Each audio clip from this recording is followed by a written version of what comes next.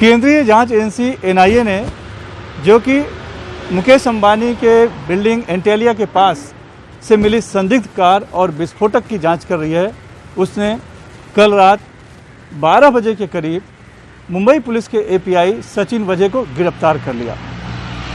तो क्या सचिन वजय अपने ही बनाए जाल में फंस गए हैं? ये सवाल इसलिए उठ रहा है क्योंकि जब कार मिली और उसमें विस्फोटक मिले तब उसकी जांच मुंबई पुलिस की सीआईयू को दी गई थी और सीआईयू के मुखिया हैं सचिन वजय उस समय तक। लेकिन जब जांच आगे बढ़ी और उसमें और भी कुछ जानकारियां निकाली गई, तब ये पता चला कि वो स्कॉर्पियो कार के जो मालिक थे मनसुख हिरेन, उनमें और सचिन वजय में आपस में बातचीत पहले कुछ दिनों पहले हुई थी और वो संदिग्ध कार स्कॉर्पियो को खुद 2 से 3 महीने सचिन वजय ने इस्तेमाल भी किया था।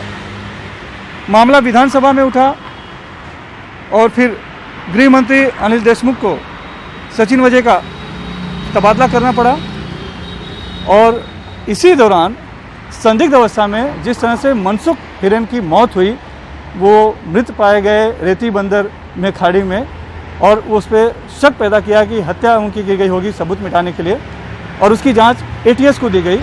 लेकिन केंद्रीय जांच एजेंसी एनआईए ने सीआईयू के पास बाद में जो एटीएस को दे दी गई थी जांच स्कॉर्पियो कार की और विस्फोटक की, वो अपने हाथ में ले ली और 8 मार्च को मामला दर्ज किया और 4 दिन में ही उसने सचिन वजय को ही उस पूरे मामले में गिरफ्तार कर लिया। यानी कि जो उस केस के पहले आईओ थे, जांच अधिकारी थे, वो खुद अब इसमें आरोपी बन गए हैं। सचिन वजय से कल इसी दफ्तर में तकरीबन 13 घंटे पूछताछ हुई और फिर रात में गिरफ्तार किया गया।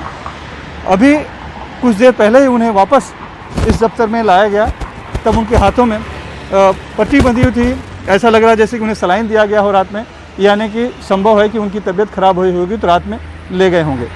लेकिन इस पूरे मामले में, जो कि एक आतंकी साजिश का हिस्सा बताया जा रहा था, स्कॉर्पियो कार से एक धमकी भरा पत्र भी मिला था जिसमें कि मुकेश अंबानी को धमकी दी गई थी। उस आतंकी साजिश में अब जिस तरह से पुलिसिया साजिश के संकेत सामने आ गए हैं और एक पुलिस अधिकारी की गिरफ्तारी हुई है, उससे मामला बहुत ही अलग और भी उलझ गया है। अब इसकी जांच में चूँकि सचिन वजय की गिरफ्तारी हुई है, वो पहले से ही बहुत ही विवादास्पद पुलिस अफसर रहे हैं। 17 साल ख्वाजा यूनुस के हत्या के आरोप में निलंबित भी रह चुके हैं। अब उनकी गिरफ्तारी के बाद पूरे मुंबई पुलिस को पर एक तरह से उंगली उठी है, संदेह के घेरे में आ गए, और ख़ास करके वो अफसर जो कि सीधे जिन्हें सचिन वजय रिपोर्ट करते रहे हैं, जिनके संपर्क में रहे हैं।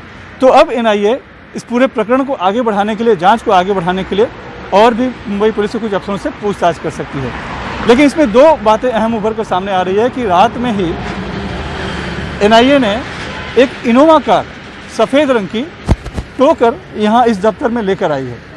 अब ये बताया जा रहा है कि ये इनोवा कार वो है तो पुलिस की, जो कि खुद सीआईयू यानी क्रिमिनल इंटेलिजेंस यूनिट में सचिन वजय इसको इस्तेमाल करते थे। तो सवाल है कि ये कार यहाँ पर क्यों लाई गई?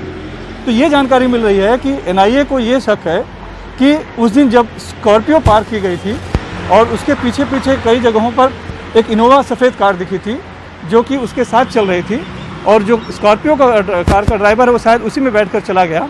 वो इनोवा कहीं यही तो नहीं है जिसका इस्तेमाल खुद सीआईयू में सचिन वजय करते थे? अगर ये बात सही होती है तो मामला और भी संगीन हो सकता है और पूरे सिस्टम पर एक तरह से सवाल यहाँ पर उठ सकता है।